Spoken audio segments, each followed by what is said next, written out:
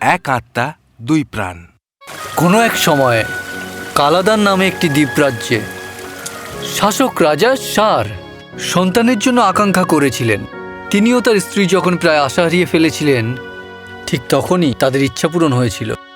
দেখো ওর দিকে সার, ও সব দিক থেকে নিখুঁত প্রিয়। ওর চোখগুলো তোমার মতো, দেখো মুখটা ঠিক তোমারই মতো। ও আমাদের দুজনের মতোই হয়েছে। ওকে কি নামে ডাকা যায়? কামার বললে কেমন হয়? কামার। এটা যেমন শক্তিশালী তেমন নম্র, যেমনটা আমাদের সন্তানের হওয়া উচিত। কামার আমার মতোই বেড়ে উঠছে। আমাদের সন্তানকে আমাদের পরম্পরা এগিয়ে নিয়ে যাওয়ার জন্য অনেক অপেক্ষা করতে হবে স্যার। তুমি আমাকে সর্বশ্রেষ্ঠ আনন্দ দিয়েছো, যা আমি কখনো ভাবিনি। যুবরাজ কামার সব সেরা কিছু পেয়েই বড় হয়েছেন। কামার খুব সহজেই নষ্ট হয়ে যেতে পারত। যুবরাজ কামার খুব সহজেই নষ্ট হয়ে যেতে পারতেন, কিন্তু তিনি হয়েছিলেন খুব শক্তিশালী এবং বুদ্ধিমান।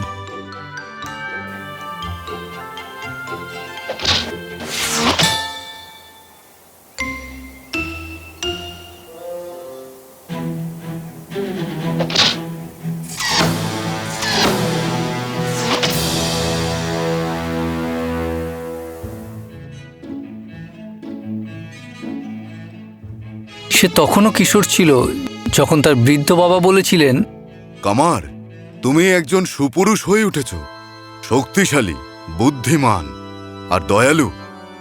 বাবা, আমি তোমার কাছে ঋণী। একটি বিশেষ কারণেই আমি এই জোর দিয়েছি কামার। দেখো পুত্র, সময় হয়েছে তোমাকে রাজ্যভার সঁপে দেওয়ার। রাজ্যভার মহামহিম, কিন্তু রাজকুমার যে এখনো অনেক ছোট।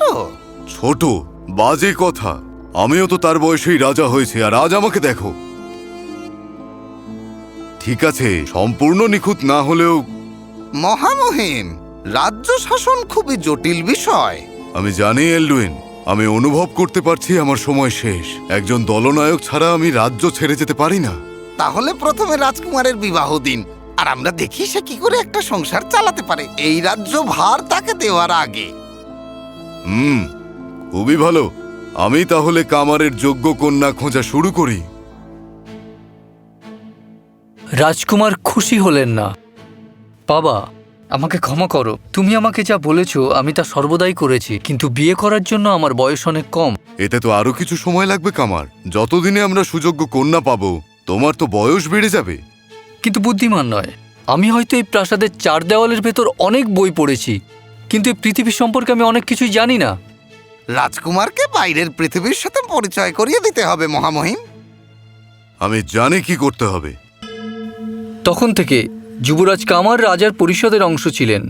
তিনি রাজাকে রাজনীতি, বাণিজ্য ইত্যাদি বিভিন্ন বিষয়ে পরামর্শ দিতেন, কিন্তু যুবরাজ এমনটা চাননি। আমি বলছি, আমরা আমদানি করা মশলার উপর ট্যাক্স বাড়াই। এটা আমাদের কোষাগারকে শক্তিশালী করবে।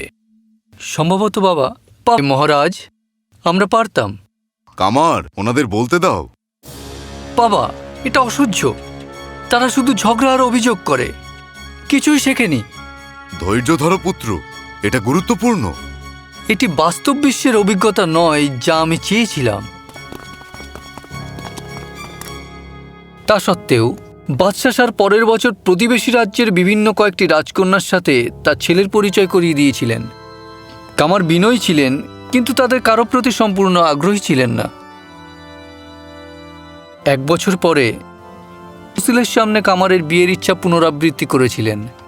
কামার তার প্রত্যাখ্যানের পুনরাবৃত্তি করেছিলেন। কামার, তুমি আমার অন্য কোনো উপায় রাখোনি। তোমার এই অভদ্রতামির কারণে তোমাকে 1 বছরের জন্য প্রতিবিম্বের দুর্গে বন্দী থাকতে হবে। আর এটা কি আমার মন পরিবর্তন করার কথা? কামারের কাছে, যিনি প্রায়শই নিজেকে বন্দী বলে মনে করতেন, এটি তার কাছে নতুন ছিল না, ঠান্ডা এবং সংকীর্ণ। তবে তাকে সঙ্গ দেওয়ার জন্য তার কাছে প্রচুর বই ছিল।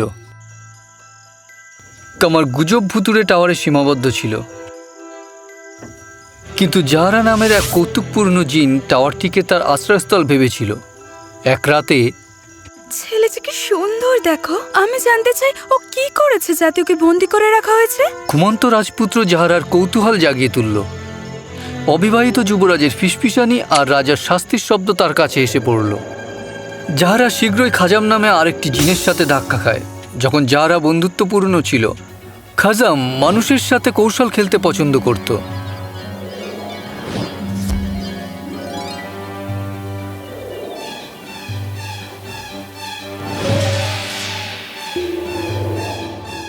তুমি কোথা থেকে আসছো কাজাম? তেমন কিছুই নয় পরাক্রমশালী জাহারা। এই লিরিয়া থেকে ফিরছিলাম, পৃথিবীর সবচেয়ে শক্তিশালী ও বৃহৎ রাজ্যের মধ্যে অন্যতম। কালাটানের মতো বৃহৎ আর শক্তিশালী নয়। জাহারা আর কাজাম দুজনে প্রতিদ্বন্দ্বী ছিল। আমি আমার দেখা সবচেয়ে সুন্দরী রাজকুমারী দেখে এলাম, যা কখনোই দেখিনি। কাকতালীয় ঘটনা। আমিও কিছুক্ষণ আগে আমার দেখা সব থেকে সুন্দর রাজপুত্রকে দেখে এলাম। তোমার রাজকুমার হয়তো ততটাও ধনী নয় যেখানে সে বাস করে। আমার রাজকুমারী 7টা স্তরযুক্ত প্রাসাদে থাকে, যা রামধনুর প্রত্যেকটা রঙকে প্রদর্শিত করে। আমার দেখা রাজপুত্রকে তার বাবা বন্দি করে রেখেছে, আর সে একাকিত্বতায় ভুগছে। যারা বিগড়ে যায় তাদের থেকে যারা শাসনে থাকে তারা বেশি আকর্ষণীয় হয়। সুখী? আমার রাজকন্যা তো সুখী নয়।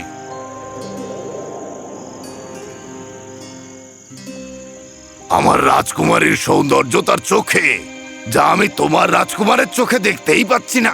সে যখন ঘুমিয়ে আছে কি করে বিচার করব? আমি কি করে জানবো যে তুমি সত্যি বলছো? তোমার রাজকুমারকেও এখানে নিয়ে এসো। তখন খাজাম তার জাদু ব্যবহার করে ঘুমন্ত রাজকন্যাকে রাজপুত্রের পাশে নিয়ে এলেন। ওর চোখ তো বন্ধ, সে ঘুমাচ্ছে। অন্তত সে নাক ডাকছে না।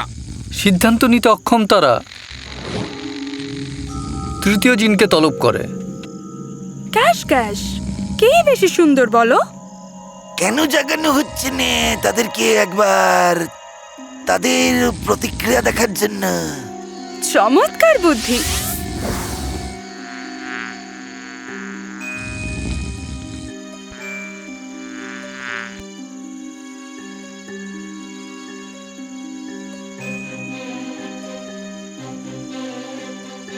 আমার বাবা কি আপনাকে পাঠিয়েছেন? আমি কোথায়? আপনি কি? তুমি কে?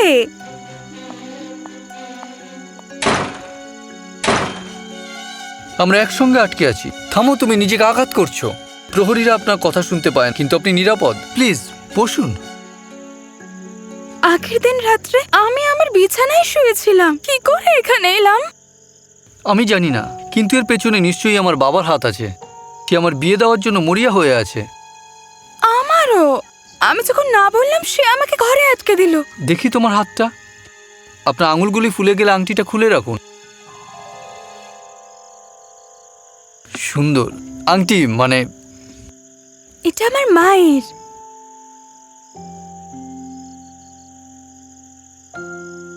এটা আমার বাবার ছিল। তুমি নিজেকে আঘাত করছো। তিনি কি এতটাই বাজে? ইচ্ছে হলে রেখে দিন।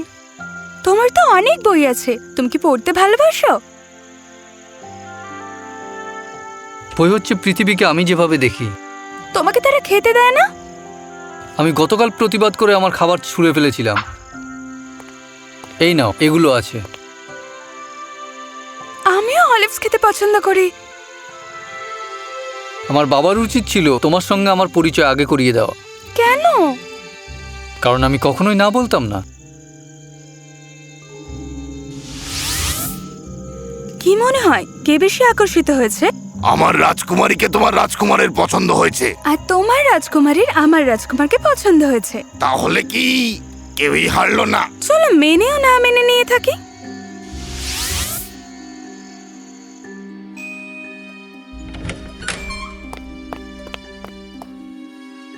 সে কোথায়? রাজকুমারী কোথায়? কে? রাজকন্যা। মহারাজ, আপনার কোনো দর্শনার্থী তো ছিল না। তিনি সারা রাত এখানে ছিলেন। কিন্তু আমি তাকে বিয়ে করতে চাই। আমি সত্যি বলছি, তিনি এখানেই ছিলেন। কামার, রাজকুমারীর বিষয় কি আবর্জনাময় কথাবার্তা হচ্ছে? এটা আবর্জনা নয়, আমি ওকে বিয়ে করতে রাজি হয়েছি। এটাই কি তুমিও চাও না? ঠিক আছে, তার নাম কি? আমি জানি না, তবে তার একটি প্রাসাদ রয়েছে এবং বিয়ে করতে অস্বীকার করার জন্য তাকে তালাবদ্ধ করা হয়েছিল। তাকে দেখতে কেমন? সুন্দর, কালো চুল, তিনি পড়তে ভালোবাসেন। তুমি তোমারই বর্ণনা করছো? এটা একটা স্বপ্ন পুত্র। এটাও কি স্বপ্ন? এটা তার। রাজা এই আংটি আগে কখনো দেখেননি। একসাথে আমাদের অবশ্যই তাকে খুঁজে বের করতে হবে। কামার এবং রাজা দ্বীপ এবং তার বাইরেও অনুসন্ধান করেছিলেন। তিনি জানতেন না যে তিনি একটি দূরবর্তী দেশে বাস করেন। সময়ের সাথে সাথে কামার আশা হারিয়ে ফেলেন এবং দুঃখী হয়ে ওঠেন। লিবিয়ায় ফিরে রাজকন্যা, যার নাম বেদোরা, তিনিও অনেক সংশয়ের মুখোমুখি হয়েছিলেন। তার বাবা ভেবেছিলেন যে তিনি বিভ্রান্ত। তিনি জিজ্ঞাসা করলেন, সোনা, কোন যুবরাজ? সে এক রাজপুত্রের জন্য কেঁদেছিল, কিন্তু কেউ তাকে বিশ্বাস করেনি। রাজা নিরাময়কারীদের তলব করেছিলেন, কিন্তু তারা তার অনুমিত পাগলামি নিরাময় করতে ব্যর্থ হয়েছিল। তিনি তাদের আরও কঠোর চেষ্টা করার হুমকি দিয়েছিলেন, তাই তারা আশা পুরোপুরি বন্ধ করে দিয়েছিল। বান্দোরার একমাত্র আস্থাভাজন ছিল তার শৈশবের বন্ধু জাফির। আমার রাজকুমার সত্যি সুফিয়ার, ও মজার, ও দয়ালু। আমি তোমাকে বিশ্বাস করি, কিন্তু তুমি কি বলতে পারো তুমি কোথায় ছিলে? তার মনে পড়ল বই ভর্তি একটি ঘর, একটি জীর্ণ পুরনো টাওয়ার। জাফির তার ভ্রমণের সময় তার সন্ধান করার প্রতিশ্রুতি দিয়েছিল। জাফির তার কথা রাখল এবং বেদোরার রহস্যময় রাজপুত্রের জন্য অক্লান্ত অনুসন্ধান করল। কয়েক মাস পরে তিনি ক্যালাডান নামে একটি দ্বীপরাজ্যে সুযোগ পেয়েছিলেন। স্থানীয় এক রসায়নবিদের কাছে তিনি এক যুবরাজ কামারের গল্প শুনেছিলেন, যিনি প্রেমের গুজব ছড়িয়েছিলেন। আপাতত সাহায্য করতে পারবো, কিন্তু তুমি আর কি খুঁজছো? আমার সন্দেহ এমন একটা জিনিস খুঁজছি যার অস্তিত্বই নেই। সেটা কি কোনো মন ভেঙে যাওয়া রাজকুমারের বিষয়? তাহলে তো তার বয়সে কারোরই তার সাথে কথা বলা উচিত।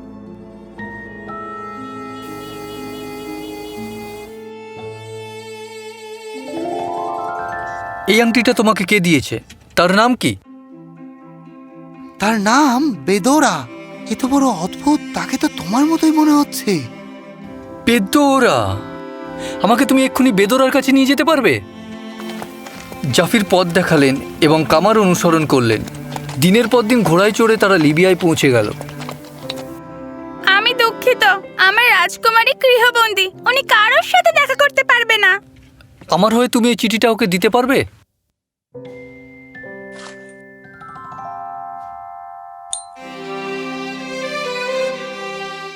আমার আংটি! সবাই বলছিল তুমি একটা স্বপ্ন, আর আমিও সেটা বিশ্বাস করতে শুরু করেছিলাম। তুমি যেরকম স্বপ্ন দেখেছিলে সেরকম স্বপ্ন আমিও দেখেছি। এরপর তারা একসাথে সুখে শান্তিতে থাকতে লাগলো।